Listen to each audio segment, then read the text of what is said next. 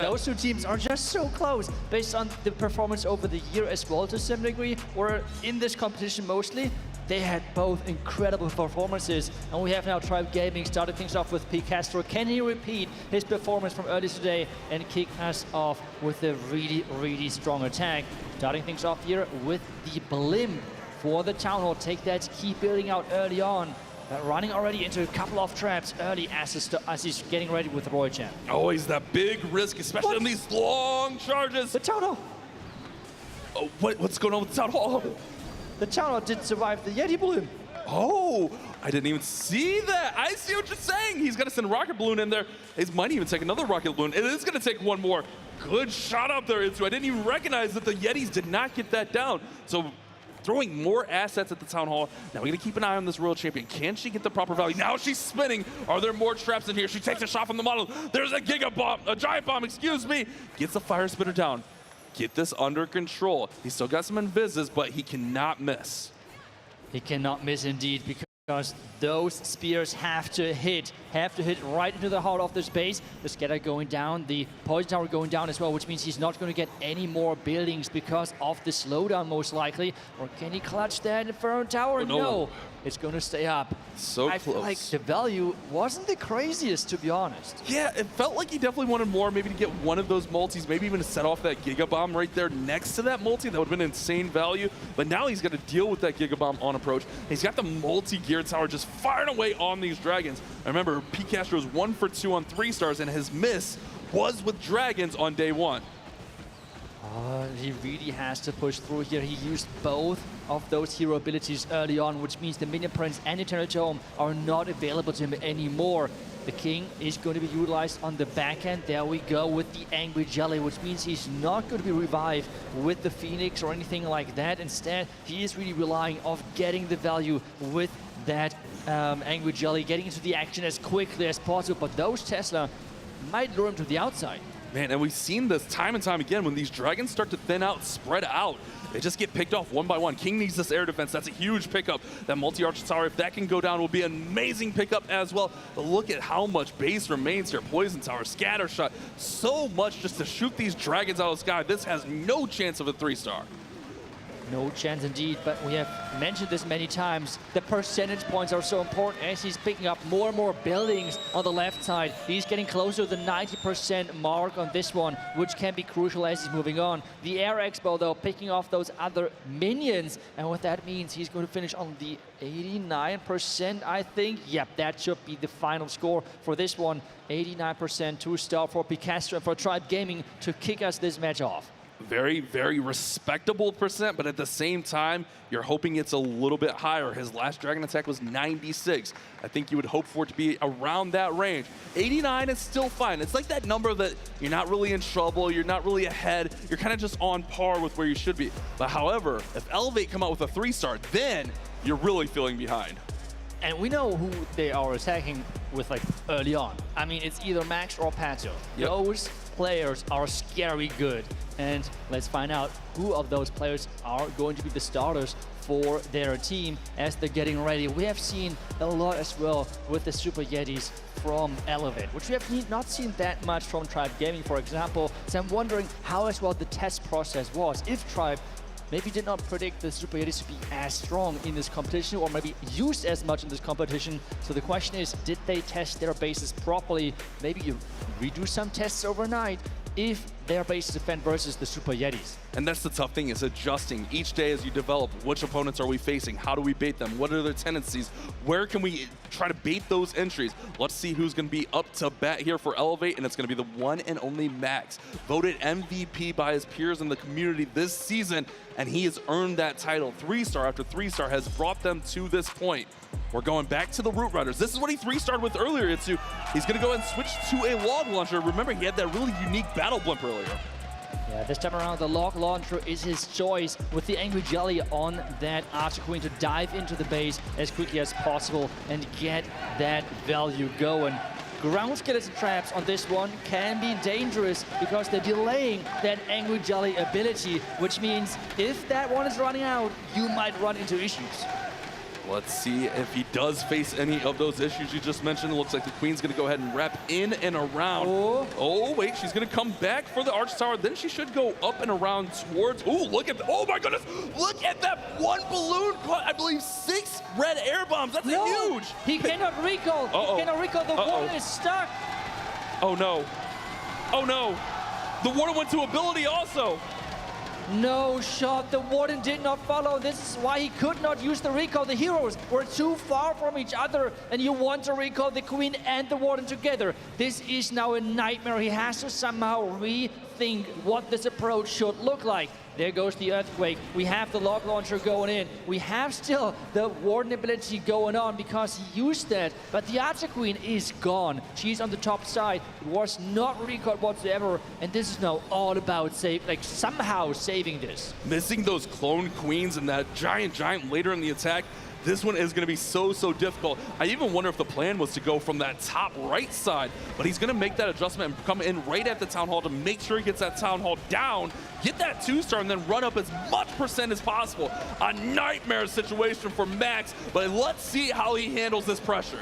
Yeah, it's all about how he can somehow save this and turn around into a really solid percentage attack. Right now, his minion, the Royal Champion taking a lot of damage. He doesn't have many spells left, but he somehow needs to keep that hero alive since she is such a crucial part of picking out those key and out-of-range defenses, which the King cannot reach. Oh, she almost got that multi-gear tower, but it's actually going to take out the Sneezy there. Royal Champion's still continuing to work, but she's going to get taken out, and the percentage is going to shift huge into Tribe's favor. He does still have King ability, but I don't think he's going to push this up much further than 80 at best. Yeah, especially with the defending Archer Queen approaching soon. She's going to really take down that King, and with the Spiky Ball ability, he has no opportunity of taking down any further buildings on the far right side. He has crossed the 70% mark, but any further is going to be a real challenge as he has one Rocket Loon left. He's trying to snipe some defenses, but with Wave Dragon is his last chance of saving some more percentage points. It's one more bidding, 73%, but that is not how he has envisioned this opening to go. That is the one risk of that. If somehow those heroes get separated and distracted, now it's a 16 building advantage.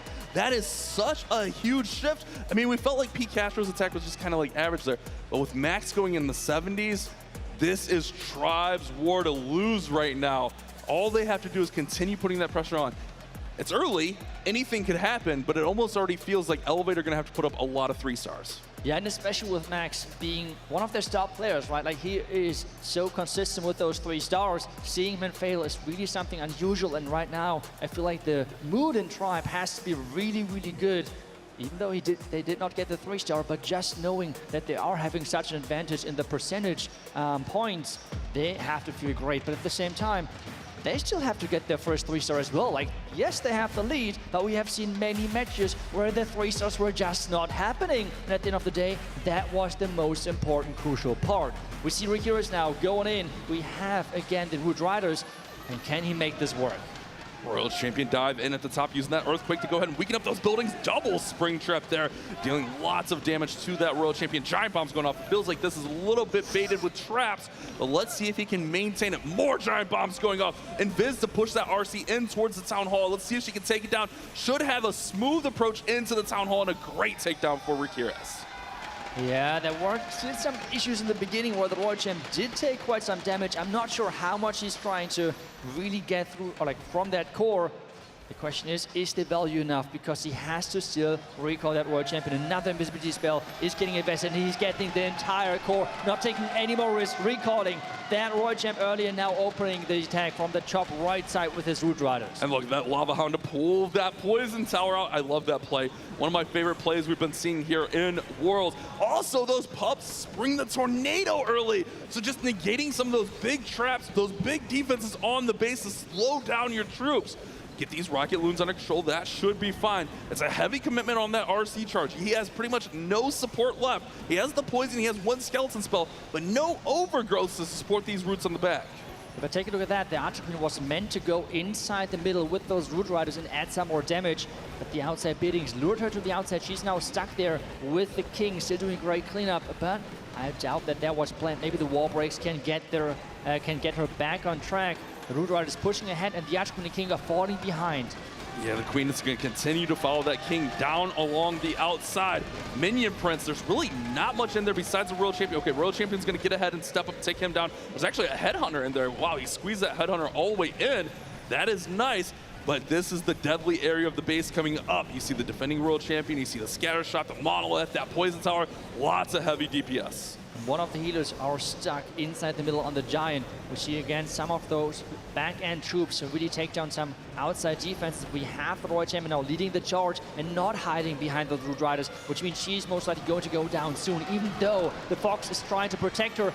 Bash, this is going to get into the back end. He has 2 hero abilities left. It's looking really good. Rakiras looking to push Tribe even further in this war. A 3-star would be incredible. He's clapping. The crowd's going crazy. And Tribe Gaming take a commanding lead against Elevate.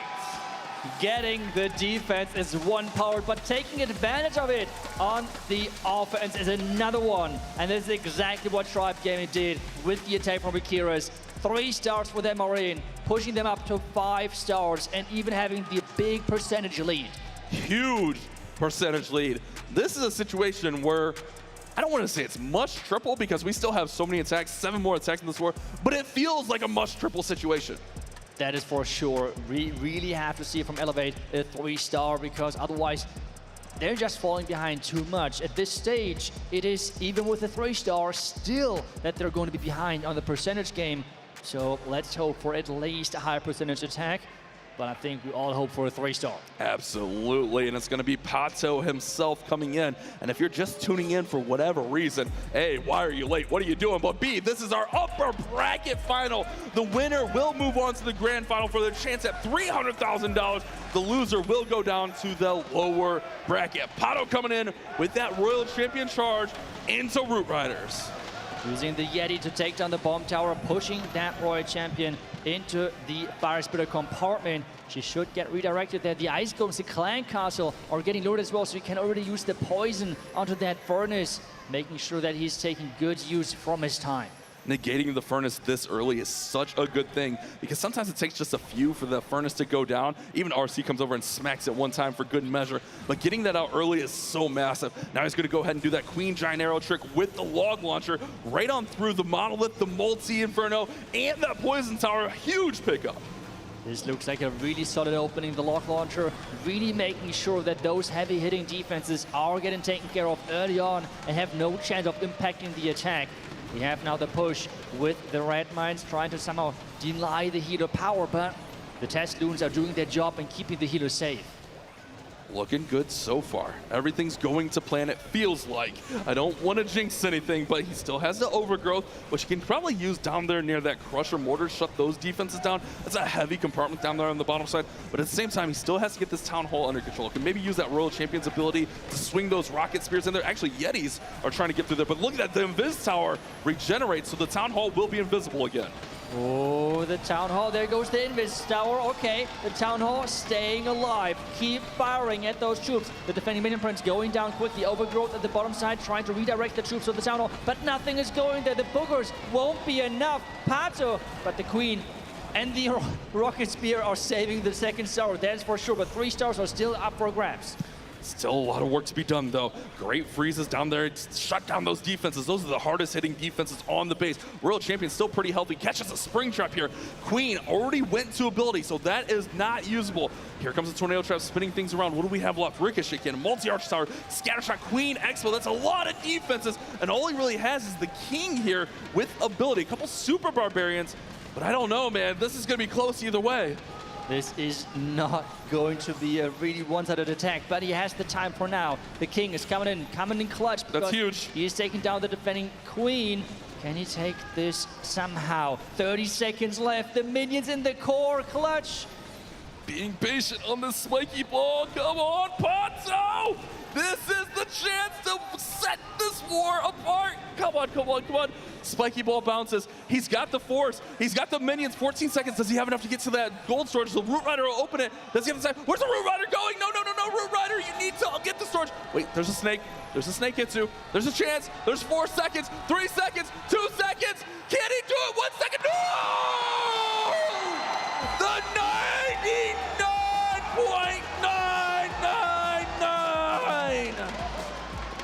cannot make this up.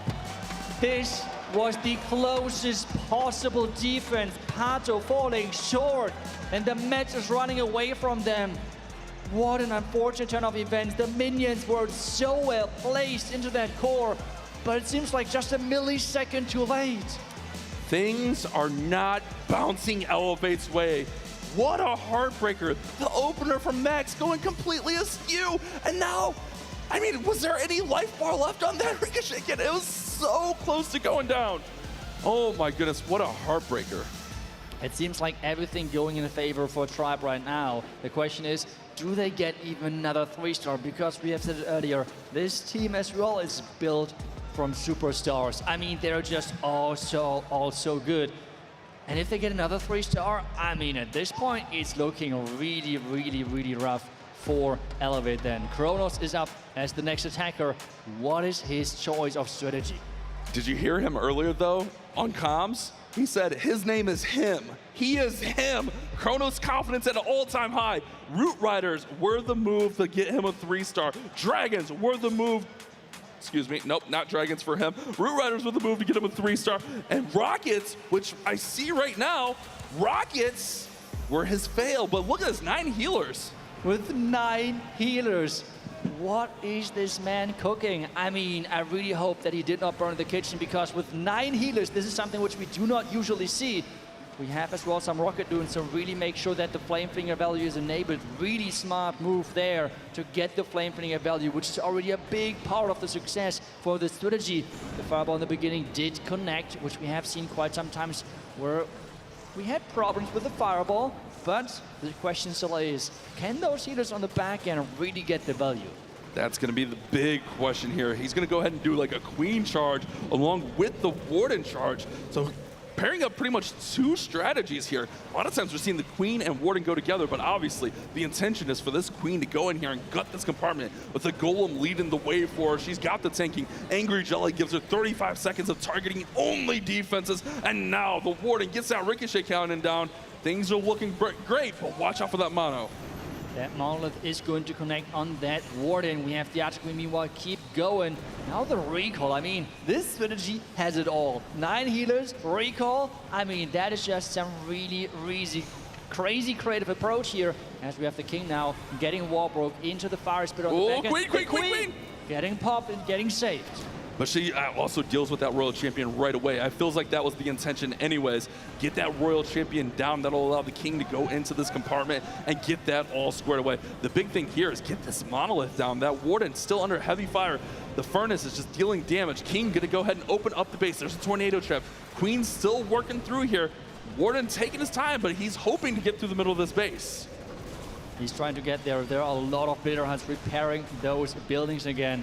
The Mortar Crusher is getting frozen. The Flame Thing at the bottom side has popped meanwhile, which means he is trying to really get now towards the Town Hall. He still has to get the 2nd star with 55 seconds left, but there's not too much damage in the back end. The Fire Spit is getting taken care of. The Giga Bomb is getting triggered. This is looking good. It's looking really nice. He's thinned this base out from every angle of approach.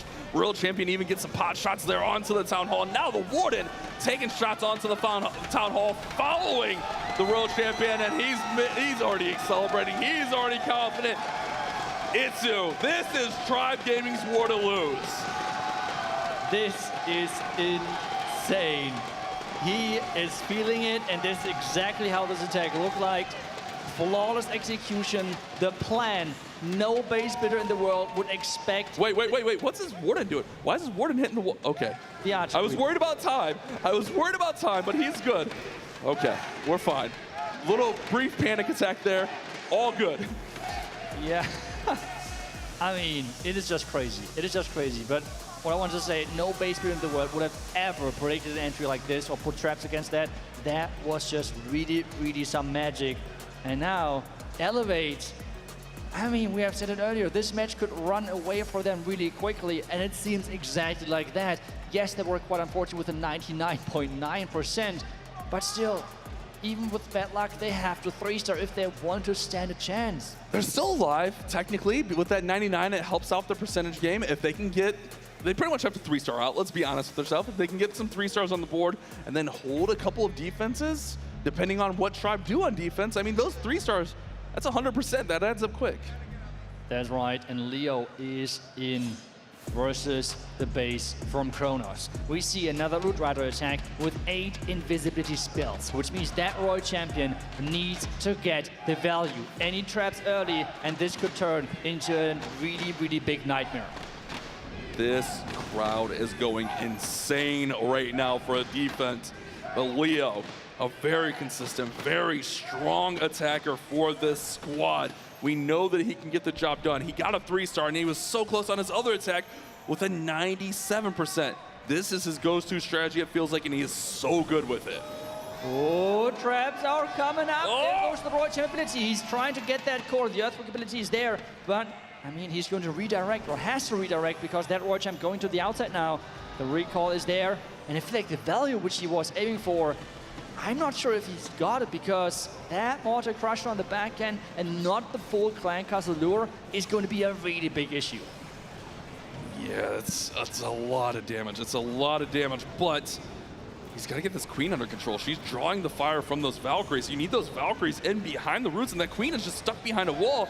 Just nothing will go Elevate's way. Those Valkyries are just stuck up there fighting the Queen, and now they're going to continue into that compartment. You just lose that firepower. He's making his way through the Town Hall now, but man, that is definitely a devastating blow to this attack. And even worse, the healers were stuck on them as well. Those Root Riders have no healers on them. This is why he has to use that Eternal Joe ability right now to protect those Root Riders, which are still there. The Queen turning around, trying to protect those healers from the Ice Golems. But this is making things even worse, because the Root Riders are pushing ahead, but having no damage behind them. The Warden going down, and as I said it, nothing is going Elevate's way. They are struggling versus the bases from Tribe, and they cannot really get their feet into the match. When it rains, it pours, and then nothing is going Elevate's way this way. It feels like destiny for Tribe Gaming to advance to that final. It's been a storyline for years now. Can Tribe get it done? And right now, we're seeing Tribe is confident as ever, and they are performing at the highest level. It really seems like fate. They are on the way of making it to the finals. They have been so close to the World Champion title so many times. But is it maybe this year? Is this the year for Tribe to win their first title? And at the same time, do we have the first ever player winning 2 World Championships in the Clash of Clans history? There's so many opportunities. If any team but Millicene win it, we're gonna have a repeat champion. So Millicene can still play spoiler to that, and we have a lot of tournament to go. And this is gonna decide our first grand finalist. But the loser of this has to go down to the lower bracket, where they'll play the winner of Repotted versus MMG later. And I wouldn't want to play either of those squads right now, especially coming off a loss. That's right. It is not going to get any easier at this stage for neither team.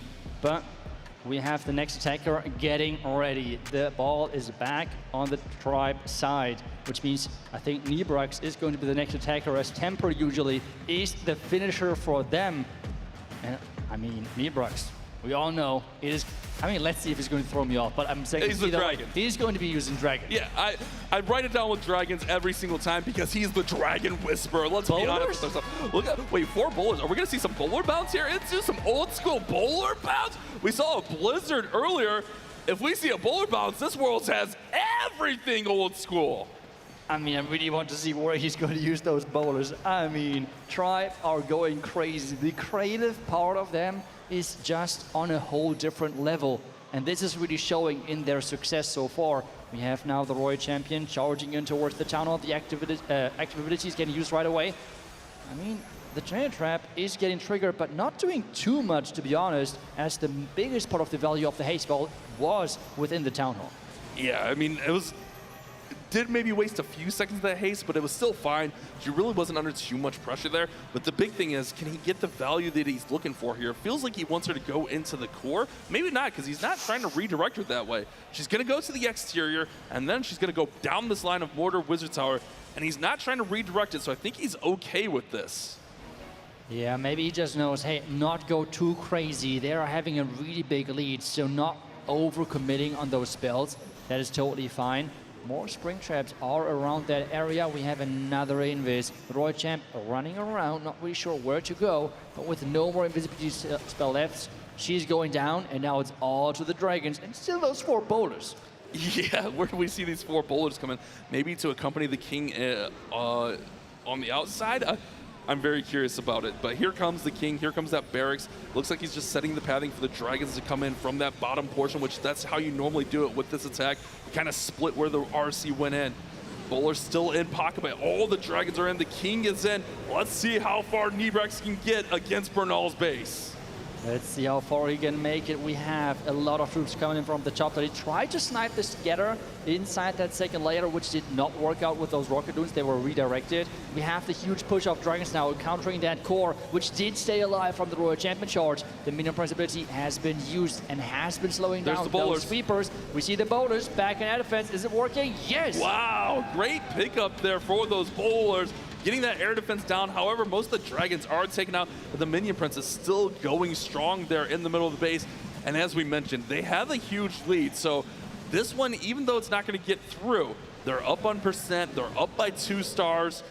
They are in a very, very comfortable spot. Really, Elevate needs to go ahead and get a 3-star to put the pressure back on and make Tribe make a play to finish off this war.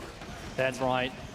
Getting those high percentage 2-stars at this point is already a really good player for Tribe because they're not relying on those 3-stars anymore. They have already 2 from those 3 stars, and this means they're looking really good going now into the last attacks on this match. 94% is even a really, really high percentage 2-star. So for Elevate, it's looking rough. Firm handshakes all around for Tribe Gaming as Nebrex knows that he got the job done. He did exactly what he wanted to. That was one of those attacks where it's like, this is a good plan. We're going to send it in. If you triple, amazing. If not, it's going to be high percent. We're going to be beautiful. That's right. Nebrex again with the score, 94%. We're now back to the side from Elevate. What are they going to bring next? Do we see Dragons? We're going to maybe see Dragons from Seleno later on. Or do we see more of those Root Riders? Or maybe as well some of those Super Yetis? We have seen Bernal using Root Riders. He had a 99%. Remember that 99% was so close yesterday? And then he did have a 3-star with Roots today. So if he sticks to the ground and pound, it feels like that's his really strong suit right now. And if he can get through for a 3-star, it does force Tribe to really get a solid 2-star and then put this one out of reach. Yeah, at this stage, it is not getting any easier for Elevate. They have to really get those 3-stars in. This is all what they can do at this point, which so far they were not able to accomplish. So, Bernal is the man for the job. He's going in with those Root Riders. We have as well the Angry Jelly on the Arch Queen, which means we're going to witness an Angry Jelly Queen Warden charge. But we have seen it earlier. Those things can go wrong quickly. Very rare that they go wrong. That was the first time we've really seen a big mistake like that in our tournament, but it can still happen. Bernal feeding it. You know Bernal. Bernal loves the crowd hype, but Bernal might want to take care of that queen instead of playing to the crowd here. I mean, he really tries to make it closer with the Arch Queen. Another Invis is invested. Another Invis since she's stepping forward. He does not want to really lose any of her hit points any further. Do we have the recall? Wait. Why is she going for a wall? Interesting. Okay. Interesting. Well, it is Archer Queen things. We all know that. But now we're going to witness the giant arrow, maybe, because that was the other equipment on the Archer Queen. There we go. Arrow through the base. Earthquakes are in there as well. Does the log launcher take down the core? It looks set up pretty nicely for it. Queen? She's gone. She's gone. She got out in front of everything there. Multi-gear tower, you just can't get in front of that multi-gear tower. And in a war like this, where it seems like nothing is going Elevate's way, of course, she got out in front and got taken out early. That log launcher does look like it's going to get out there, take out the CC troop. Wait a second, no, the log launcher's down. Never mind. The log launcher's down, Itsu. It's down, but it has gotten the Monolith and one of the key core defenses. The Root Riders are splitting a little bit right now, but they should reunite again around this far right side. The King is pushing around with his snakes, which means that he still has his ability, but he's running low on hit points. And the Town Hall still remains. This is a little bit sketchy. This is definitely a little bit sketchy. Skeleton spells up top to distract for these Super Barbarians. And he's really just got to set up some pathing for the Royal Champion to take down this Town Hall once it comes from Overgrowth. He needs some of these exterior defenses taken out. The King's Spiky Ball will help with that. He should pop the RC ability. There we go. RC ability gets popped, but she's distracted on all those other defenses. Spirit Fox makes her invisible. She finished off the scatter shot. She'll eventually get this Town Hall down, I think. Yeah, the Town Hall is safe, but the issue is this third star. This is what Elevate needed. But it seems like that the bases from Tribe are keep defending and defending and defending because the Royal Champion is going down, the Mortar Crusher is up, and this means Tribe is still so far perfect on defense. We saw Bernal there like, hey, what can I do, man? These bases are really good. Tribe have brought their A bases out against Elevate. They know how strong of a foe Elevate can be. I think a lot of people had Elevate as their favorites coming into the tournament yesterday. Seeing Tribe just handle this war this way, their defenses are incredible, their offense is amazing right now. Tribe look unstoppable. Yeah, it really seems to be Tribe's match. Tribe's tournament, maybe. We have to find that out later then as the tournament is progressing. But right now, Elevate just cannot get into this match. It really seems like a repeat from the match which we have seen in the beginning from them versus Milliceme MG. But Tribe on the other side, though, is taking full advantage of this and really, really getting those 3 stars in. Yeah, against Tribe right now, the way they're playing, you have to get triples on the board. A 10-star war isn't going to cut it. Even an 11-star war isn't going to cut it right now, especially as we're making our way towards those grand finals. But remember, Elevate, they are not going to be eliminated. It looks like the writing is on the wall. They will go down to our lower bracket, which means with a 2-star, Tribe Gaming will be our first grand finalists. Temper has just to get a 2-star, and I feel like we have to say it that way because he is a man for surprises. We have seen it earlier this year where he had to go for 2 stars and using the Overgrowth on the town, and we appreciate that he's making it interesting for us. But at the same time, I feel like his teammates would appreciate it if he just goes for the safest possible 2-star in this current position. Temper is up next. He did a super wizard blimp earlier. What is he going in with right now? I do see a battle blimp selected, but I think that's going to be more for a Town Hall takedown, as we do have that traditional Root Rider approach, along with a couple of Overgrowths here. And he's going to just set the stage here with his Warden and that Angry Jelly. The Angry Jelly is such a nice utility play, especially here in the esports or even the Legends League mode with those defensive modifiers. You can just thin out so many of those defenses and create just such nice pathing using the Angry Jelly. Yeah, especially the synergy between the Root Riders who are only targeting those defenses, so it's even more crucial. This is why the synergy between the Roy Champion Charge and the Root Riders is as well so powerful. But right now, things are looking good for Temper, not catching too many traps or anything like that, and he should be able to take down that next defense if he even wants to, because the Archer Queen is getting used early. There's the Overgrowth which we were talking about, but I mean, he has still the blimp, okay? Yeah. but of course, Temper's got to add a little bit of spice to the final attack of the war. All he needs to do is get that Town Hall, but guys, when he's Overgrowth in the Town Hall, no troops, no heroes, nothing can target that Town Hall until the Overgrowth wears off. Yeah, let's wait for it. There we... Okay. Whoa! We're only red man. I was a little bit afraid, not gonna lie. If there was a random double black man on the outside, I mean, that would have been wild. But getting the blimp to the town, or the Yeti Knights with the rage should easily get it. There's the Overgrowth to make this blimp even safer, as the Root Riders are now going to the core as well. But the first star is secured, and he's looking good for the second one. 10 more buildings, and Tribe Gaming will secure the victory. And Temper, one of the best anchor spots in the game. When he needs a triple, he can get it done. But also in this situation, he is one of the best at getting those safe 2 stars, even when he Overgrowths the Town Hall. And there it is, the second star secured. Tribe Gaming take down the Titans and Elevate, and they will be our first World Champion Grand Finalist. And what a way they have done it. I mean, that was just pure domination from them on offense and on defense. Temper in the end playing it safe. And I mean, he's still looking good. He still has the King, he still has the Queen ability, the Rocket Spear of the Royal Champion just ran out, but there's not as much base left. Can he even still pull through and get another 13 scores for the Tribe? That's the best thing about these 5 spots when they just need the 2 star. and it's still got a chance to 3-star. That's how good these pros are. Their safe plans have chances at 3-starring, and that is so, so impressive. I think it may run out of gas here with that Ricochet cannon. Oh, wait, he's got a wall breaker over there. Wait a second, he's got it open. King Spiky Ball. It's done. It's a 3-star. What am I talking about, Itsu? It's a 3-star from Temper. Of course it's a 3-star for Temper. They are just delivering and delivering those 13-star matches. Results other teams are just dreaming of. Incredible showing by Tribe Gaming in their home crowd.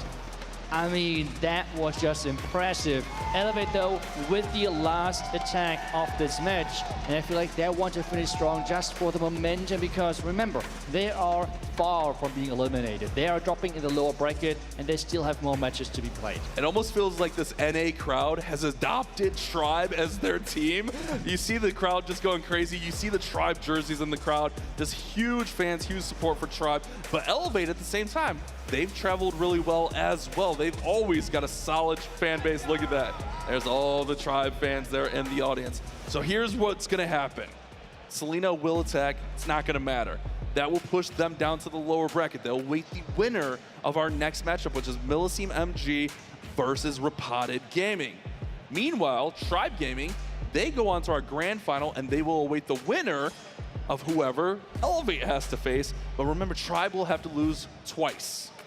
That's right. This is why it's such a big advantage getting to the finals from the upper bracket. Having the second still alive in that finals is such a big difference maker. We have now Selenio going in here with the Super Yetis. Can he finish strong for his team? That is the big question. We have that Warden Walk to funnel things in the beginning. He's trying to take advantage of not too many storages and touch in front of those defenses to get a really quick funnel. They're running into early on traps. A little bit of traps, slowing things down a little bit, but the Warden doing a great job. Going to go ahead and rage him up, take down this Royal Champion. Was going to deal that extra damage. Ooh, baby, he's barely hanging on there, but he does get it under control. The Expo, the scatter shot, there's just so much damage coming in, and you see all those storages just stacked around the Town Hall. Getting to and through that Town Hall is just going to be a tough task. Especially for Super Yetis, because they have to go through those storages. And another thing is, those storages inside the core are going to tank those Electromite chains. So that is another thing with having them inside the core, which you have to consider. The second rage is getting invested to really make sure that this Warden is not taking the full 3 minutes for this funnel, because by now he has already bypassed the first minute. Yeah, and that's the one big risk of a long Warden charge, as time is always an issue, especially here in esports mode. Were those heroes, your attacking heroes, they deal 10% less damage. So heroes are some of the strongest units in the game, but when they're nerfed down by 10%, it makes it a little bit slower on every single attack. I mean, half the attack was just invested for the Warden charge. I hope for the best at this point, but I feel like time is going to be such a big issue for him. There we go with the Super Yetis. They're going to be pushed into that town of the funnel. The setup, everything looks great. Only time is going to be a really big factor for him at this stage. Jump spell to give access right into the middle. The Royal Champion on that outside flank. That's a nice little pickup up there. She'll be able to work. Those skeleton spells will be able to protect. And now an overgrowth to shut down the Crusher Mortar, the Poison Tower, Expo as well. But everything is frozen right by that Town Hall. He's got to push right on through that section, but he still has hero abilities on hand to help out with that area. Yeah, he has a lot of hero abilities still left to push through that core. And I feel like with the triple Ice Golem Clan Castle, Tribe expected such a ground push to delay things even further and make time an even bigger factor. We have now the Fire Spitter waking up again, starting firing, but the Eternal Tome is countering most of it. 30 seconds, 33 seconds for the back end. And this is going to be close. This definitely felt like a base that was meant to counter ground with all the storages in the core. Those are meant to slow down and just make those troops eat and soak up damage left and right. But with that Warden charge taking almost half the attack, this one just has no chance on time. But I think Celino maybe was self-aware of that, and then he's kind of just like, all right, let's go back, let's regroup, let's get ready for tomorrow, where they're gonna have to play that lower bracket final and try to keep their tournament life alive. I think he gets there with time. It's just time ran out here. Yeah, and this is really, again, the really smart choices from the Tribe base building team, because what is going to be great versus the